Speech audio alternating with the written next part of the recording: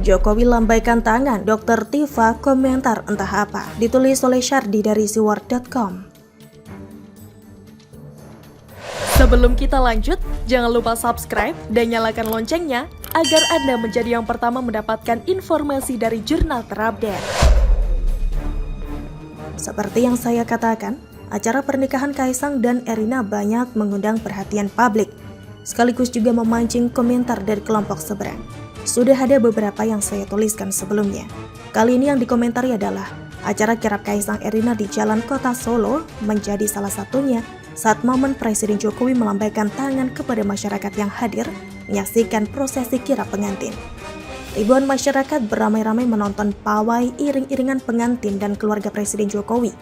Foto lambaian tangan Jokowi saat kirap yang kemudian dikomentari oleh Dr. Tifa, sang ahli segalanya. Dokter yang ahli segala macam, ahli politik, ahli utang, ahli gado-gado deh, komplit tanpa tanding.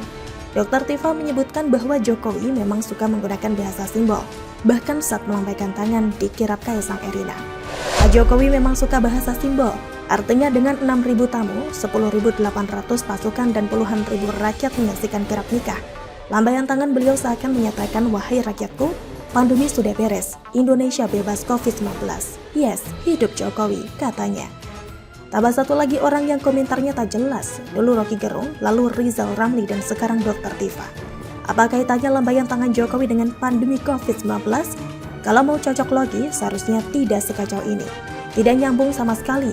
Mungkin kalau kalian ingat perkataan Rizal Ramli yang mengatakan presiden yang dari rakyat biasa bisa mengadakan pesta lebih megah dari Sultan Jogja dan Solo. Mungkin Dr. Tifa ingin memberikan kesan sendirian kalau Jokowi itu seperti raja dengan lambaian tangannya. Jadi pertanyaan saya adalah, kalau bukan dengan lambaian tangan, Jokowi mau gimana saat disapa dan disambut warga? Apakah Jokowi harus melambaikan kaki? Atau joget-joget menghibur warga? Atau mengatakan, wahai rakyatku, seperti yang dikatakan oleh anak mantan presiden prihatin di Twitter? Dr. Tifa yang ngomong pasti ada unsur nyinyirnya.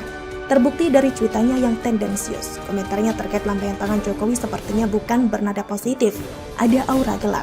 Saya merasa heran aja sih, anak Jokowi nikah tapi di medsos masih banyak yang nyinyir. Kalau tidak bahagia melihat kebahagiaan orang lain, minimal diam dan jangan terlalu kelihatan dengkinya. Apalagi komentar yang tidak nyambung, terutama yang diucapkan Rizal Ramli, meski halus tapi isinya agak menusuk. Belajarlah dari SBY, yang meskipun suka prihatin dan play victim, tapi dia bersedia hadir di acara pernikahan Kaisang. Bahkan memberikan komentar yang netral sesuai kondisi. Mendoakan agar Kaisang rukun dan harmonis, simple dan tanpa drama politik, karena ini acara pernikahan bukan ajang perang politik. Begitu juga dengan Anies, saya lihat biasa saja sih, tidak ada drama politik seperti yang dilakukan Rocky Gerung DKK. Sudahlah tidak hadir malah bikin komentar dan asumsi yang aneh. Tapi bagi sebagian orang yang hatinya sudah dipenuhi kedengkian, selalu saja komentar tak jelas dan murahan, seolah hatinya sangat tersumbat dan perlu dilampiaskan dengan komentar apapun. Apalagi Dr. Tifa, acara pernikahan tapi dikait-kaitkan dengan COVID-19. Maklum sih, orang ini paling ngotot menyerang pemerintah soal COVID-19. Bukan cuma soal pandemi, tapi hampir segala bidang. Belum lagi ini, utang pun dia bahas. Fokusnya hanya di nominal utang, seolah itu adalah pertanda bahaya. Dan menyalahkan Menkyu yang membayar, yang menyebut utang masih aman. Belum lama ini dia juga paling heboh soal ijazah Jokowi meskipun sekarang sudah dihapus karena panik tak karuan. Parahnya lagi, dia masih belum mau membuang gelar dokternya.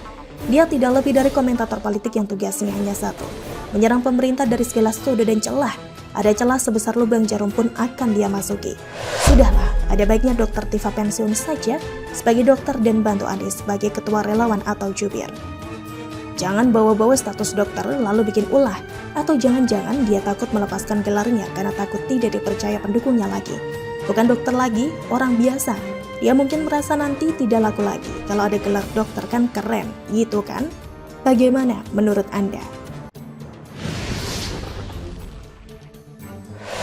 Anies ditolak di Makassar, Said Didu malah senggol ganja, ditulis oleh Syardi dari siwar.com.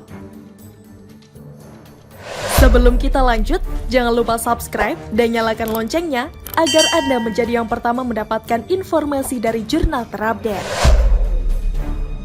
Said Didu menyoroti gerakan tolak kedatangan Anies oleh massa aksi di Makassar. yang mengatasnamakan mahasiswa yang disebut dikendalikan oleh kubu lawan Anies. Dalam cuitannya, Said Didu menyinggung nama Ganjar Pranowo yang pernah mengunjungi Makassar dan diterima baik. Said Didu juga menyinggung terkait yang disebutnya sponsor di seluruh Indonesia, asalnya dari Sulawesi Selatan.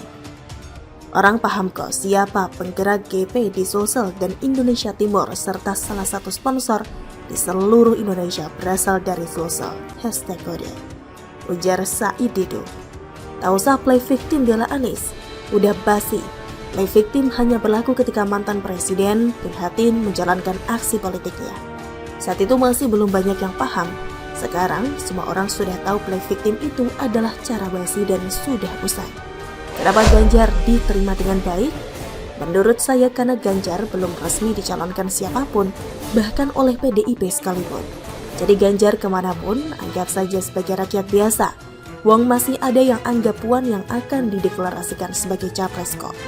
Beda dengan Anies yang sudah resmi dicapreskan oleh Nasdem, meski Nasdem sendiri tidak cukup kursi untuk mengusung sendiri. Artinya Anies terang-terangan sudah jelas ini nyapres. Anies sudah resmi difasilitasi oleh Nasdem, makanya bisa naik private jet dengan gampang. Wajar kalau Anies kemudian ditolak di beberapa tempat. Safari politik tapi berbalut kampanye. Di berbagai video yang beredar, banyak seruan pertanyaan, siapa presidennya? Nanti pilih partai apa? Bukankah itu curi start kampanye? Wajar kalau kemudian ditolak dan ada yang protes. Saya rasa itu wajar. Ganjar kan tidak kampanye, dan kalaupun nanti Ganjar dicapreskan dan keliling Indonesia, pasti akan ada yang protes juga. Ada pendukung dan ada juga yang tidak senang. Itu bagian dari politik yang tidak terelakkan. Lagi pula kalau soal penolakan, mari berkaca dulu deh pada Pilkada DKI 2017. Jarod pernah mendapatkan perlakuan tidak menyenangkan saat masuk di salah satu masjid. Ada teriakan untuk tidak memilih pemimpin non-muslim. Jarod dihadang masuk. Bagaimana kalau kita kaitkan dengan Anies yang disambut baik dan tidak mendapatkan perlakuan seperti itu? Mau play victim, semua pernah mendapatkan perlakuan tidak menyenangkan. Apa yang terjadi pada Anies saat ini adalah buah dari kelakuan pendukungnya saat itu, yang terlalu keras dan tidak etis dalam berpolitik. Makan tuh politik identitas. Silahkan nikmati sepuasnya karena noda itu tidak akan pernah hilang selamanya. Ternyata banyak loh yang kesal dan geram Anies ditolak oleh beberapa pihak. Padahal cuma sebatas demo biasa, bukan penolakan super barbar yang pernah dialami Ahok. Ahok diancam, diintimidasi, dimaki, di demo sampai rusuh.